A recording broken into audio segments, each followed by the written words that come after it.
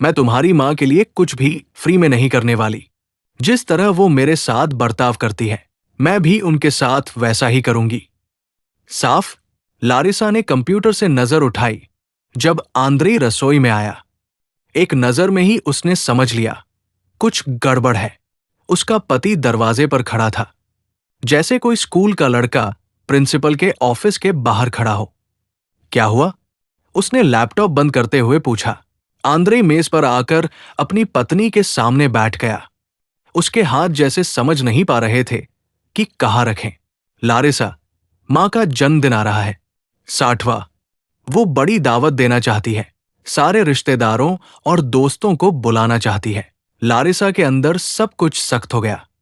जब भी बात उसकी सास पर आती थी, अच्छे नतीजे की उम्मीद नहीं रहती थी, तो वो चाहती है कि तैयारी में मदद मिले। मतलब टेबल लगाना, सलाद बनाना, मुख्य व्यंजन तैयार करना। अकेले नहीं संभाल पाएंगी। लारिसा कुर्सी से पीछे टिक गई। 7 साल पहले जब आंद्रे उसे पहली बार अपनी मां से मिलवाने लाया था, तो वलेंतीना सेर्गेवना ने उसे ठंडी नजर से देखा था। हमारे दायरे की नहीं है, लारिसा ने बंद दरवाजे के पीछे से सुना था। उसके बाद से हालात और बिगड़े ही थे। पूर्व साहित्य अध्यापिका वलेंतीना खुद को संस्कारी मानती थी और लारिसा को नीचा दिखाती थी। लारिसा आईटी कंपनी में काम करती थी और अपने पति से ज्यादा कमाती थी, लेकिन फिर भी सास की नजरों में उसकी कोई कीमत नहीं थी। अच्छे घर की लड़कियां बच्चों के साथ घर पर रहती हैं, करियर बनाने नहीं निकलती, वो कई बार कह चुकी थी। और उन्हें यह भी बर्दाश्त नहीं था कि बेटा शादी के बाद अपनी पत्नी के साथ अलग रहने लगा। मैं अकेली रहती हूं और उसे मेरी फिक्र नहीं है, वो सबको शिकायत करती। मैं क्यों मदद करूं उस औरत की जिसने पहले दिन से मुझसे नफरत की है? लारिसा ने कहा। आंद्रेई ने आह भरी। वो तुमसे नफरत नहीं करती, बस उनके लिए यह मानना मुश्किल है कि मैं बड़ा हो गया हूं। आंद्रेई, उन्होंने तुम्हारी मौसी से मेरे सामने कहा था कि काश तुमने स्वेतका कोर्विना से शादी की होती, मेरे सामने।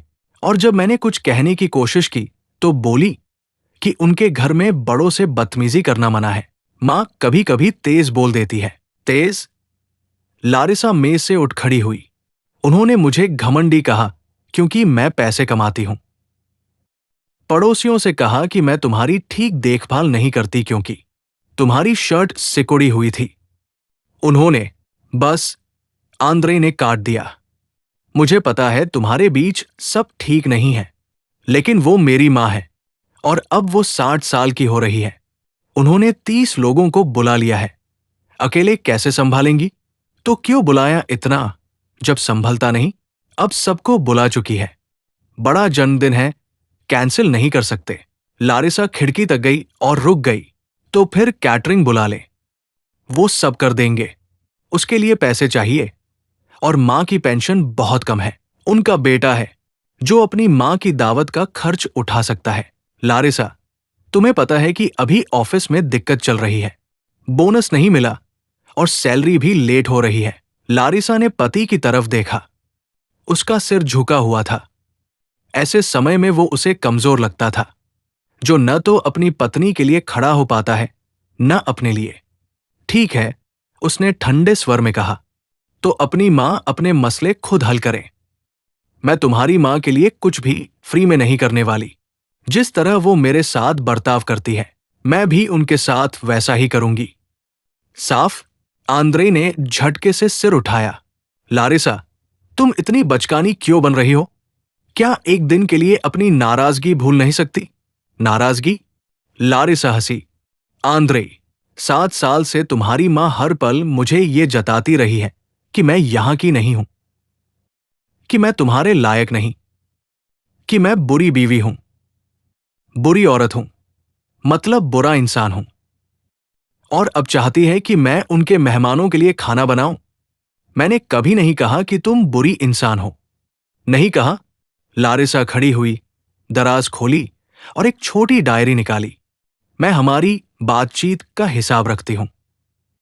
लारिसा को अच्छे घर की बीवियों की तरह खाना बनाना नहीं आता, लारिसा काम में डूब रहती है और परिवार भूल जाती है। अच्छे घरों में पत्नियां पति से ज्यादा नहीं कमाती। लारिसा भड़काऊ कपड़े पहनती है। क्या मैं और पढ़ूं?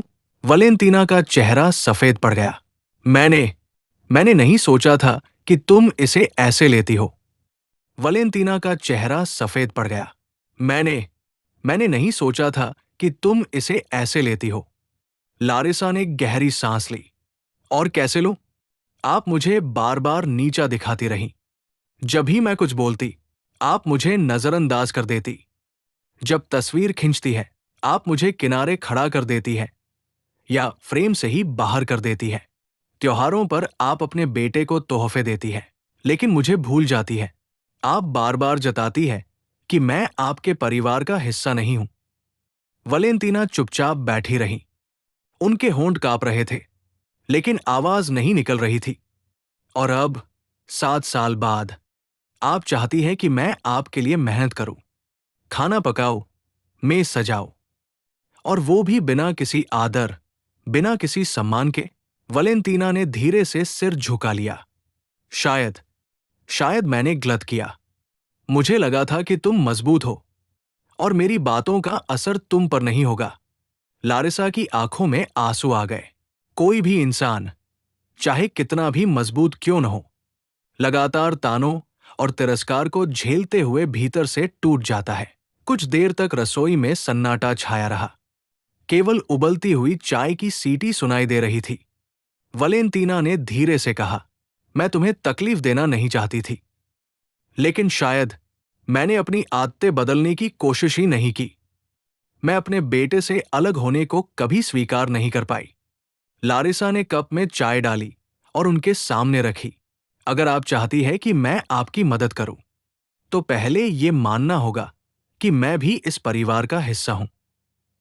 सिर्फ आंद्रे की पत्नी नहीं, आपकी बहू भी। वलेंटीना ने पहली बार लारिसा की आंखों में सीधे देखा।